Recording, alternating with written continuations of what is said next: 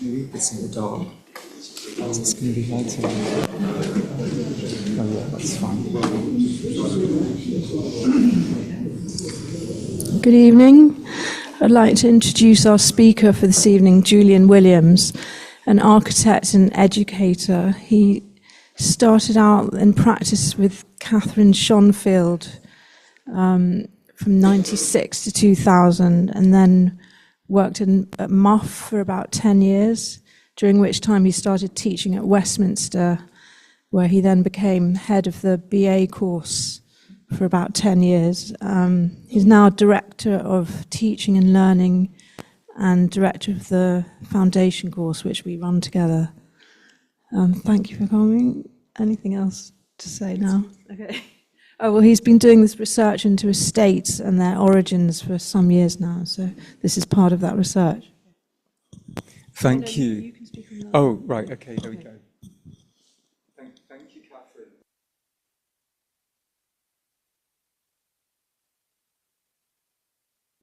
Catherine. I was given one instruction and I failed to do it. Thank you. I have to push the green button. Yeah, so this talk is, Catherine said, a history of the signboard. Can a signboard have a history?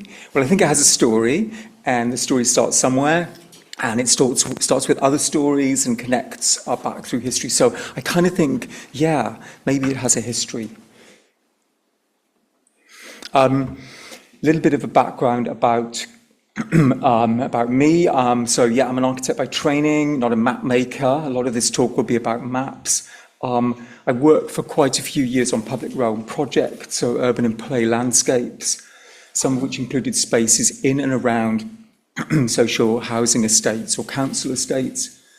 And that really kind of got my thinking about estates as very particular territories in the city, both in the way that they are conceived and also in the way that they're managed as landscapes and maintained, and who maintains them and who pays for the maintenance of them. Yeah, so a lot of the talk's going to be about maps. I know architects use maps a lot, and there's probably lots of expertise in the room. So this is very much a work in progress. So, really welcome your thoughts, reflections, knowledge about the subject. Yeah, so this project's on signboard started out as a little summer project, but it seems to be running away with itself, and it's connecting with earlier projects that I've been working on. So it's very much, yeah, something that is a work in progress. So, early interest in maps and estates has fed into my current research projects, some of which have been looking at the London County Council, a pioneer of housing estates, and the appropriation of landed estate map styles to popularise edge of city estates as complete spaces in their own right. The work has also explored post-war organisation of tours of housing estates, which emerged from the government's involvement in something called the Emergency Economic Committee for Europe from 1945, which, as far as I can gather, was a forerunner of the Economic Commission for Europe, which had the aim of organising, coordinating post-war reconstruction, which seemed mainly to be about ensuring that Germany didn't get all the coal and the steel, but also about sharing knowledge and resources around construction methods. So the idea of sharing knowledge around rapid methods of construction and prefabrication and factory building and so on was one of its ambitions. So through that was a kind of network, a European network built up with the idea that there would be tours and visits from and to different countries. The London County Council was given the responsibility in the UK for coordinating these tours, along with, it seemed, the British Council and also the Ministry of Health. So there's correspondence between the three of them. And I've been part of the research. I've been creating maps of the journeys taken by the tours. So an example, bottom left, was a tour of London public housing estates by a delegation of Brazilian architects and planners. There were 40 of them, came in 1945, 49. Some of the most preeminent architects and planners of the time, very interestingly, and they were dragged off to an estate just south of Watford, which looks like it was a bit of a kind of field of mud at the time.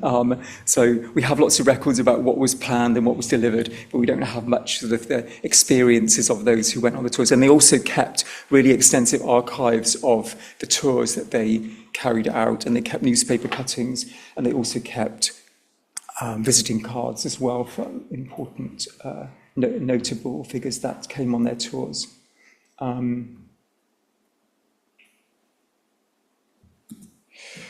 So the work and the evidence emerging from it suggests that practices of estate creation and management, I would include the maps made of estates, seem to be shaping estates as sort of physically distinguishable territories. So this tradition of developing the city in the form of physically distinguishable, separated territories that are planned as kind of distinct entities, something that I'm sort of been exploring a lot. The example on the right, the Dutch estate in Dulwich, and there you can see the difference between the line of the pavement and the paving of the pavement and the pavement of the estate itself.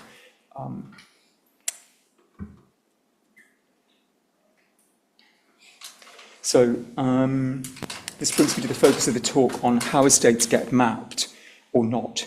And I should say at this point that the talk takes roughly two halves. So the first half, I'm going to be talking about the extent, the first half I'm going to explore the signage of the estate, and in the latter I'm going to be talking about the extent to which estates have been represented in map form and the implications of how they get mapped.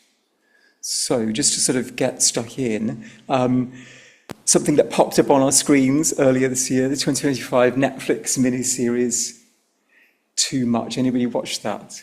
There's usually one hand that comes up. Brilliant. Okay, so in Too Much, the lead character Jessica relocates to London from the States, and she arrives Heathrow. She gets into a cab, as they all do in these things, and she goes through a kind of amazing cinematic tour from Heathrow via the West End site, and the taxi deposits Jessica outside Hoxton Grove Estate, which to her surprise was not a salubrious gated estate of her imagining, but a plain old council estate located in the London borough of Tower Hamlets. Chosen no doubt from filmhub.co.uk's extensive catalogue of council estates.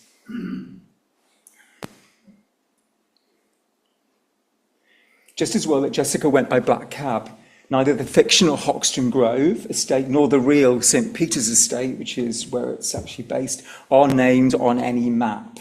So presumably the cab driver knew how to get her there. She would, however, have been relieved to see a map of the estate at its perimeter. So this just shows that St. Peter's estate doesn't appear on the left on an A to Z or on the right on Google Maps. Yeah, so she'd been relieved when she arrived at the estate to see a map at its perimeter. This is the estate signboard, a familiar addition to the streets of many UK cities.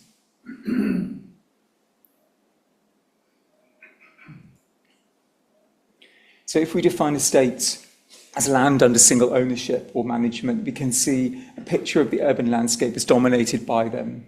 Some legacy, and some very much in the ascendancy, as with the so-called King's Cross development. So we have housing estates owned and managed by local government or by housing associations, so social housing providers.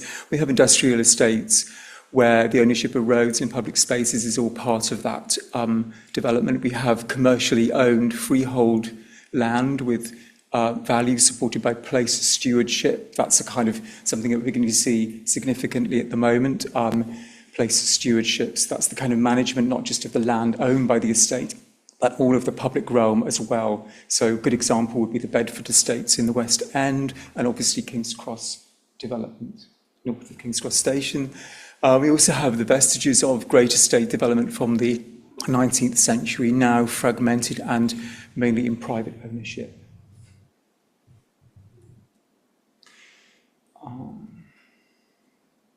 So these are the estates surrounding our St. Peter's estate.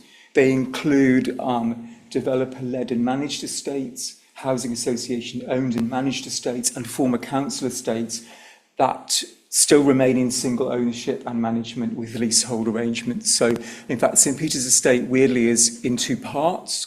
Hadrian's Estate is a housing association estate. We've got Avebury East Estate, can't quite read them. The former Claredale Estate, that's the one with the Lebetkin blocks, and part demolished blocks from Lebetkin, redeveloped, but still under the ownership of a housing association. And then we have some kind of older legacy estates, which are interestingly recognised very strongly in conservation area documents.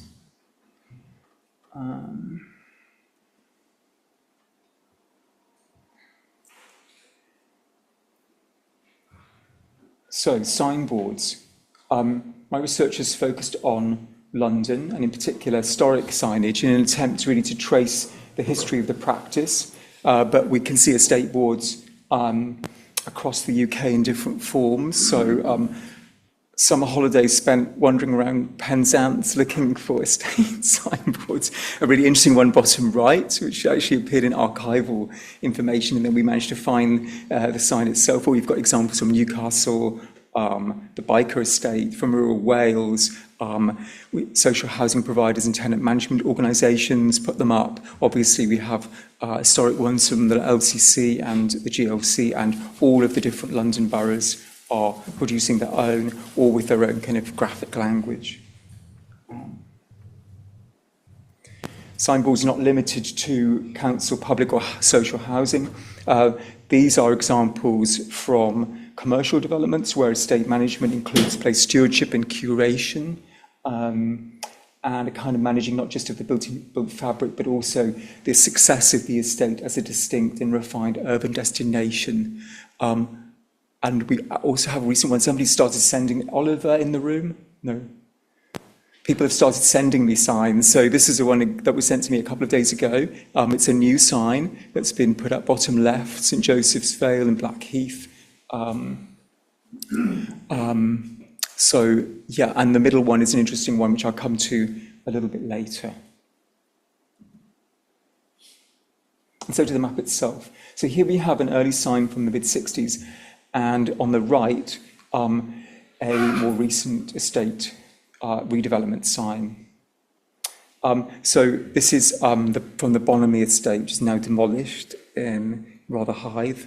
And so it shows some of the kind of typical aspects of the estate sign. We have this kind of focus on the contents of the estate, well described, and then we have this emptiness or whiteness beyond the boundary of the estate. We have like omission of detail from outside of the estate, and that area around the estate is used for graphic signage, so the key or the legend, and we also have the title of the estate, and now we also have the name of the borough or the council or the housing provider. So the representation focuses on the estate interior. The white space emphasises separation from the world around it and uses the space to locate the key and often idiosyncratic or unintuitive colours. Roadways or tone often emphasise the extent of the estate, or there might be a hard outline around the edge of the estate. So we can see, we'll look at some examples of that later. The sign itself might be rotated round, so north isn't always upwards. Sometimes north relates to the dominant entry to the estate, and so all of the other signs then are shown in a similar orientation, with a kind of indicator of you are here, varying depending on the sign itself.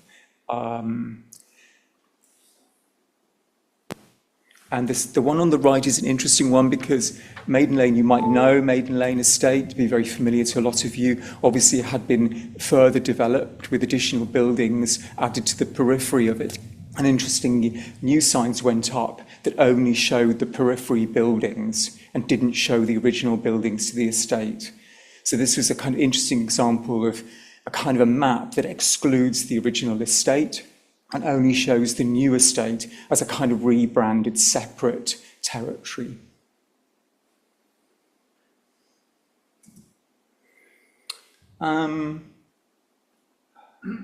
Yeah, so as touched on earlier, my research is involved in exploration of the housing estate as a kind of manifestation of the long tradition of the estate, as a means to display wealth, and as a kind of way of describing territory.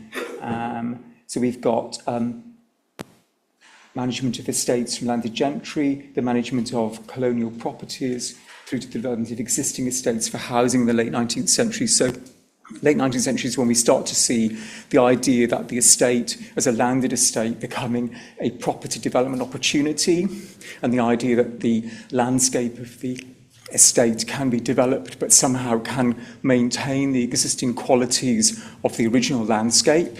So that's about pleasing and appropriate road layouts, appropriate positioning of housing, not overcrowding housing, and so on. And so the terminology, the qualities of the estate can be kind of transferred into the housing estate, if you like.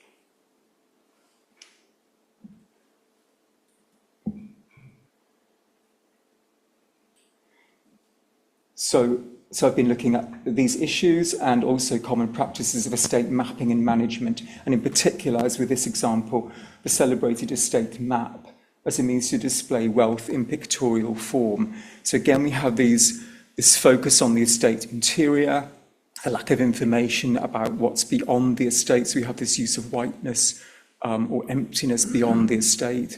We have the use of elaborate cartouche to mask lack of information about land and features off the estate, with the sense that the value lies within the estate, and that the features of the estate are often shown in pictorial form, as with the trees in this map, and we'll see some examples with housing in later maps.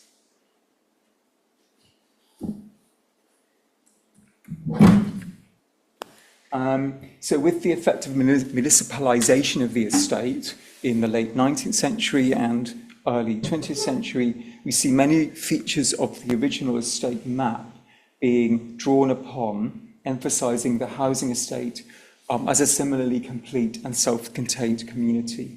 In this example, the London County Council bought the Blackwell family estate at South Oxhay. They bought it by compulsory purchase in 1943. There was a public inquiry, but it went through.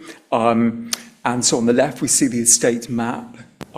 This was an estate which had formerly belonged to W.H. Smith's. So it was a kind of a sort of trophy estate, if you like. It wasn't really a productive estate of income from land. It was a kind of trophy estate near to London.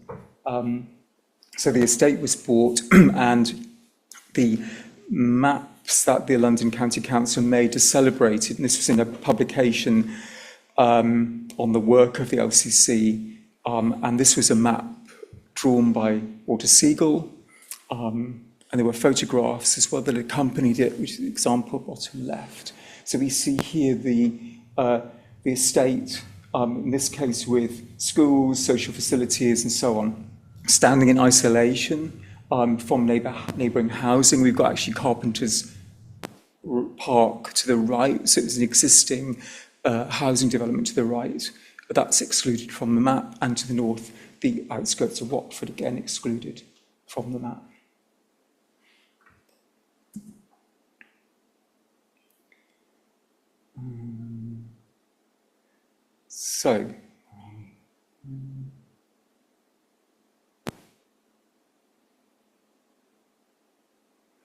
So yes, we also have maps produced by the London County Council and included in the Tenants' Handbook.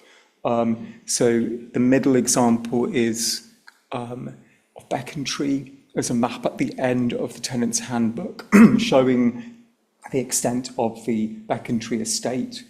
And the map on the right is a commercial development Lang's estate map of their developments at Cannons Park, northwest London. And I've just included to the left an example of an old estate map to kind of make that comparison.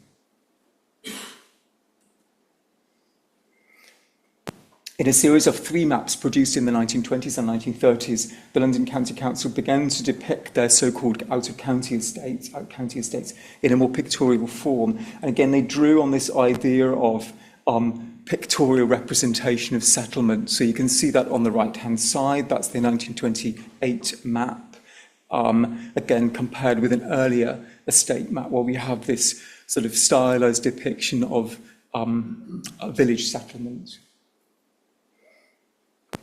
So the individual yet matching blocks of dwellings in the style of that earlier estate map.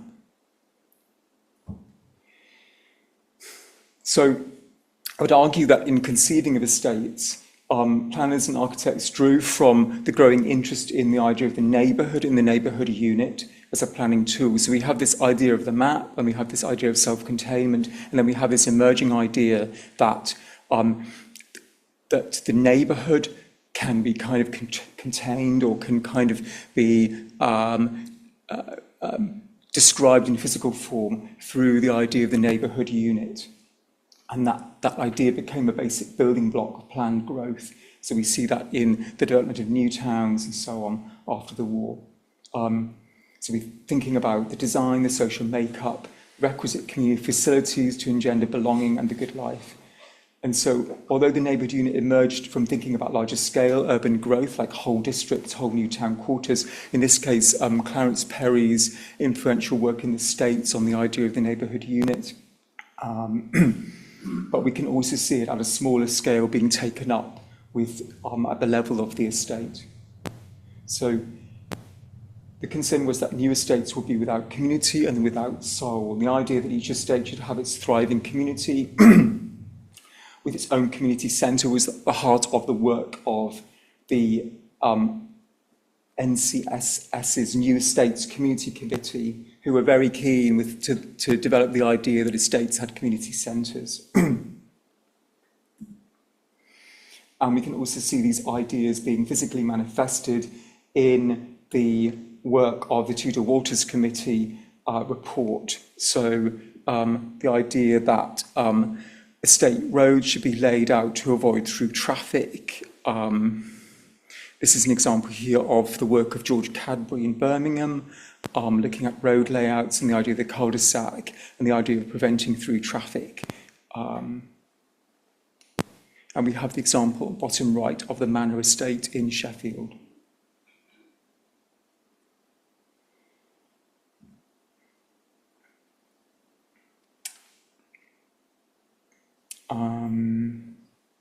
So Raymond Unwin, he was a key, let me just go back to that. Raymond Unwin, who was key author of the report, he'd drawn ideas from Ebenezer Howard, of course, and the writings of Morrison Carpenter, who sort of had this idea of this pre-industrial vision of the village as the ideal form for community cohesion. So this idea that the estate is a kind of village is something that I think that we can see a kind of line being traced through.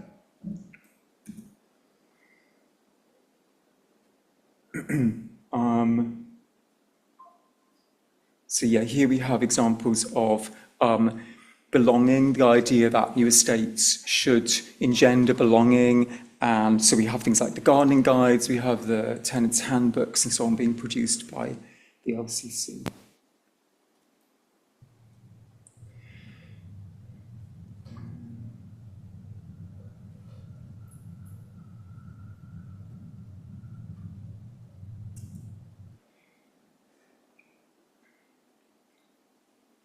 So we also have this idea of the neighbourhood unit as an organisational principle here in Carter and Goldfinger's summary of the Abercrombie County of London plan. And also we see it in the Ministry of Health's Dudley report in 1944, Design of Dwellings. So in addition to informing their plans for out-county estates, overspur and expanded towns, and of course the government's New Towns programme, the concept of the neighbourhood unit also shaped slum clearance and estate building within cities themselves. And here we can see a kind of process by which this took place. On the left, we have the legal maps, for example, top left, for compulsory purchase of property and the extinguishment of rights of way, which is the sort of centre drawing, and the one on the right, the centre drawing, which shows in pink roads that are going to be stopped up or blocked up as part of the kind of relaying out of the road layout for the new estate. And the London County Council and the GLC kept sets of maps for the marking up of new estate layouts, and drew on them, sometimes just in freehand, the placement of blocks, the naming of streets, the naming of blocks and walks and so on. Sometimes they didn't really include the estate name, which may be why estates never got mapped with their names. So that's a sort of process by which this kind of idea of containment starts to develop. We see the neighbourhood unit in the plans for Poplar and the Festival of Britain, which subsequently became the Lansbury neighbourhood and then the Lansbury estate. And early signboards appear to draw from the modernist language of the display boards. The example on the top is one of the display boards that was used to, I guess, promote the Loughborough estate. And we see the same sort of graphic language being used in the very early estate signboards. And this is a particularly interesting example of like this idea of taking the idea of the neighbourhood unit and the village into ideas of estate. This is a set of,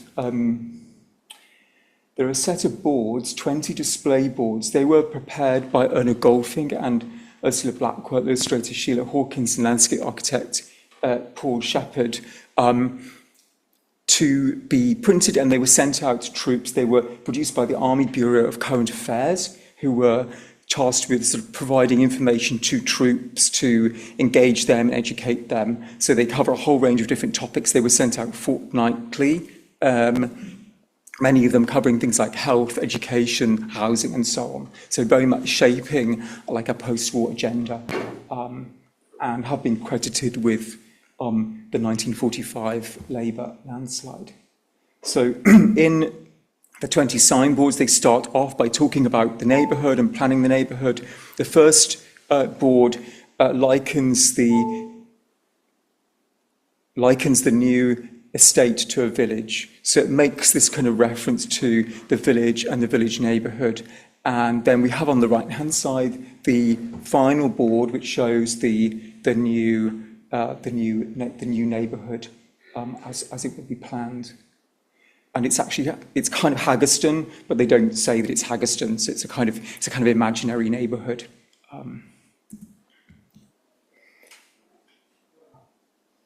So before we go on to look at how estates appear on maps, I'd like to just share this one extraordinary estate sign. It's from the 1960s. It's a commercial development by Waits in Bromley in South London. The sign was designed by the German graphic designer F.H.K. Henrien, so one of the 20th century's leading graphic designers, responsible for many of the sort of corporate identity graphic designs that we be familiar with today, like Tate & Lyle, KLM, the National Theatre, and so on. So he was also involved in the war effort. He was involved in making war posters. He was involved in the Britain Can Make It exhibition 1946 and the Festival of Britain 1951. So he would clearly have been part of that network that would have included Goldfinger and so on, and would have been familiar with all of these ideas about neighbourhood, about self-containment, and about the idea of the kind of estate map. This particular design, it involves a sort of voids where the landscape would be in the scheme itself. So it does make sort of interesting spatial connections between the map and the estate landscape beyond it. It's recently been restored. The lovely resident was initially complaining about the cost of the restoration, but then she got very proud of it, and she told me all about where she lived and how long she'd lived there. So she was very happy. It's a steel panel, with sheet steel panel, and actually the building blocks appear to be timber, like plywood, with then numbers placed on them and painted. And the estate, it's called the Elms, and interestingly, you can't find the Elms on a map. So if you try and look for the Elms estate, you won't find it. It's on the estate map, and it's also in the company that the estate residents have to manage the estate. So on the map, it's called Wellsmore Gardens. It's not called the Elms Estate. So this brings us to the question of how a visitor would find their way to an estate. So these are some examples of street finders that would have been precursors to the London A to Z and so on, and they were produced by local councils. They were often based on Ordnance Survey maps, and then they'd added their own sort of features, sometimes through sponsorship. If there were local companies, they got featured on the maps and so on. So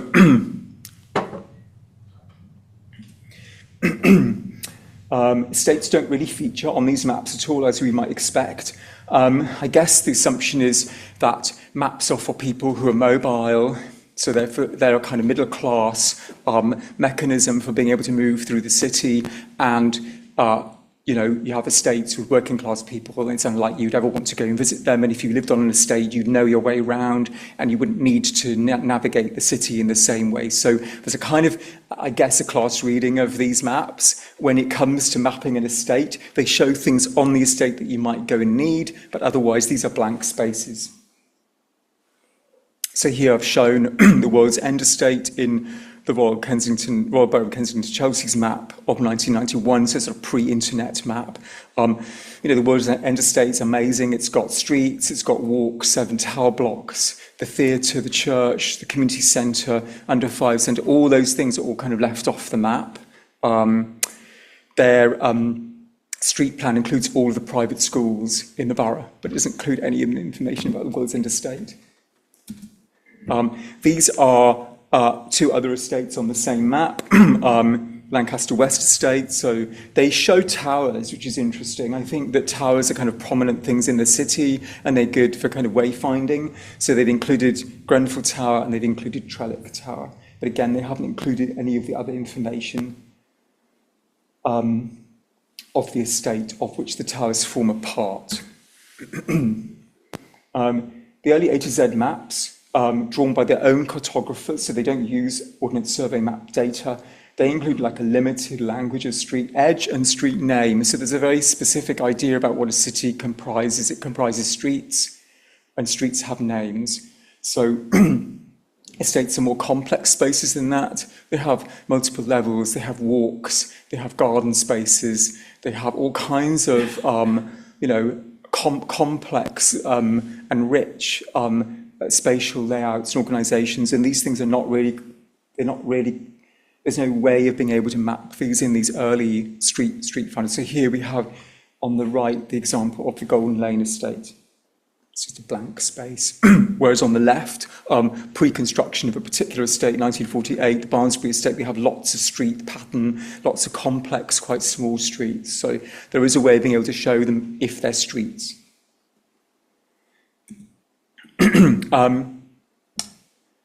Later maps, however, this is 2012, we begin to see estates being shown. So they show them in a single tone. They also index the street and the estate name. So this is for the first time that an estate dweller could actually be found on a map. And on the left, the Barnsbury estate, and on the right, the Golden Lane estate. So this is the 2014 superscale A to Z, shows even more developed visual representation. So we have blocks, we have public spaces between them, as well as estate names and block names. So yeah, well done A to Z. But if you're driving and you have an AA street by street, of course you can't drive onto many estates. So they're just blank spaces.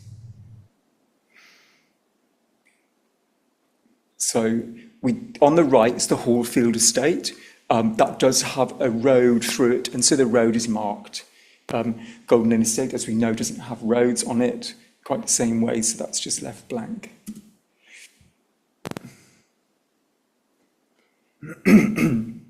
So we've seen how popular online maps like Google and Apple are myth estates, but other digital spaces have become destinations for those keen to record and the presence of estates and information about them. So this is something called Wickham Map here. And it's their record. These are people who've gone on and they volunteered their information to upload about estates. So these are all the public housing estates that have been mapped on Wikimapia by volunteers. And interesting, they have a number of different categories. So you can write like housing development board, public housing estate, council housing, public housing, housing co-op, housing complex, private housing estate, housing development. So these are different terms, interchangeable terms. And it means that you can look at this idea of the housing estate across the world in different forms. So this is obviously London, Wikimapia. This is Glasgow, and Wikimapia allows further information. So the history of the estate, sort of information about what's there, what's been demolished, even photographs, which is kind of interesting. Also involves, like this example, estates in the US. So here we have this idea of the estate as a kind of tract development, I guess. Here we're given information about kind of style of the homes, and so on. Obviously, Wikimapia is it's volunteered information.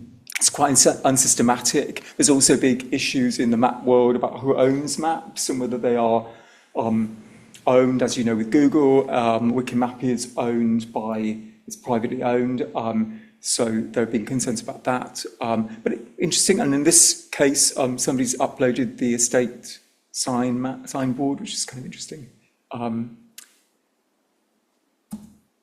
And we've got examples in New York. For public housing estate, New York. And this example here, Paris. So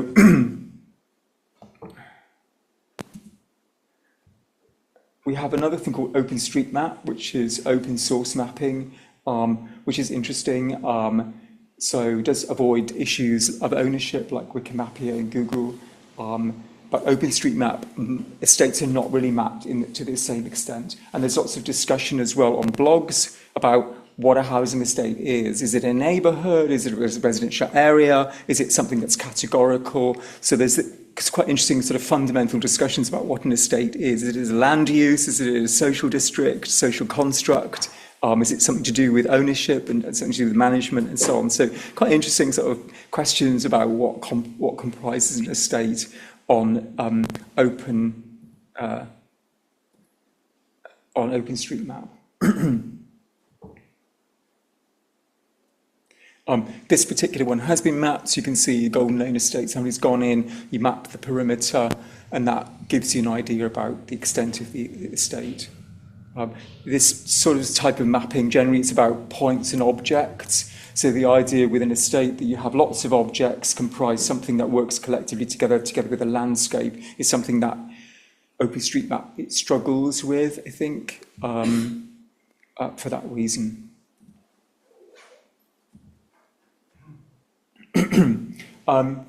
So looking at the future of the estate sign and the estate itself. So they're interesting because they tell us things about stuff that's happening on the ground that's maybe not discussed. Maybe it's not, it's decisions being made at a very low level, at a kind of practical level, but nevertheless embody quite significant ideas about the way in which the estate is understood, it's conceived, the way that it's understood by residents or those who manage the estate. So some recent examples. So top left, this is a housing estate called the Red Brick Estate. It's just off Old Street, Islington.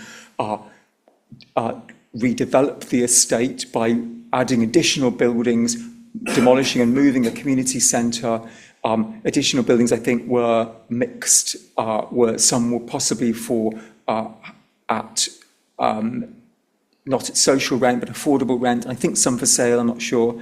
But what's interesting is that these additional buildings were seen as part of the same estate. So the concept or the idea of the estate was maintained by them. So rather than deciding that a chunk of the estate would no longer be part of the estate, they acknowledged that the estate would remain. And in fact, in the planning documents, the residents wanted the estate to be renamed Red Brick Gardens. And the council said that that wasn't a matter for planning.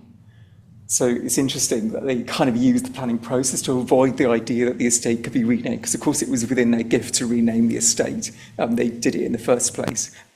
So the estate remained Red Brick Estate. Lots of discussion about additional walls and perimeter features around the estate. Lots of discussion about maintaining openness during the day.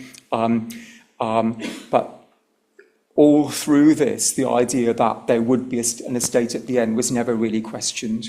So we have on the right the map of the newly recreated or reframed estate, if you like, and the map on the left of the original one.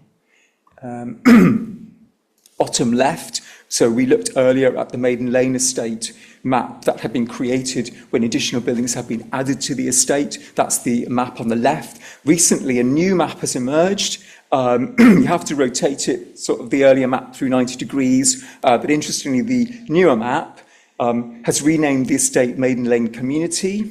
All of the buildings on the estate now have been marked, so that's the original Benson and Forsyth estate. The later additions to the estate going up to York Way have all been included on the estate.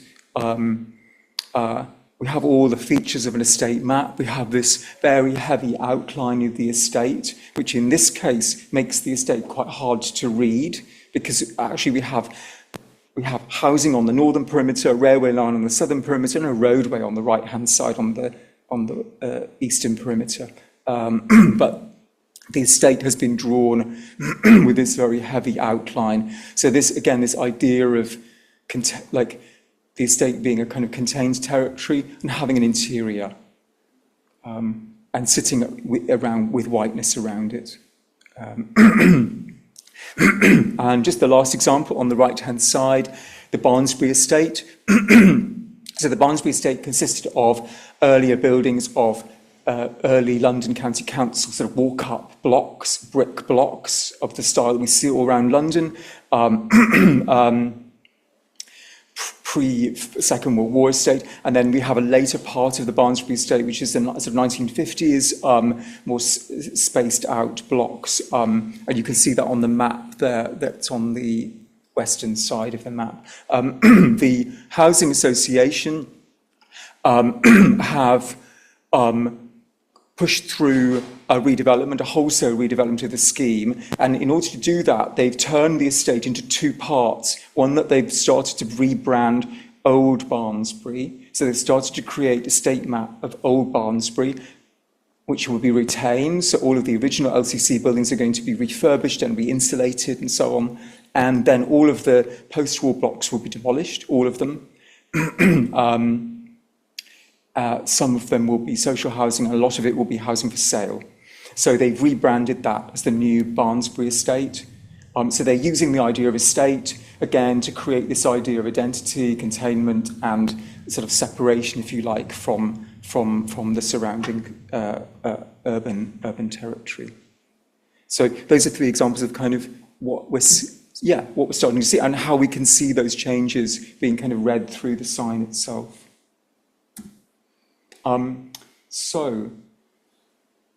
Just to conclude, really, I guess something of a long view, which kind of contains some of the ideas talked about here and kind of bigger ideas that I've been exploring about really what an estate is, and how it kind of connects with,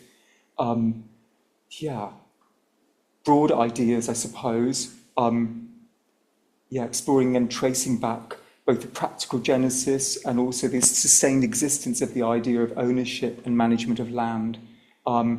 And thinking about the estate as embodying also cultural values, and thinking about how we can sustain these ideas of authentic visions of community in the face of sort of urban change. And Peter Sackville-West's poem, The Land, talks about the idea of the estate as being like Little England, but also being about the estate of your mind.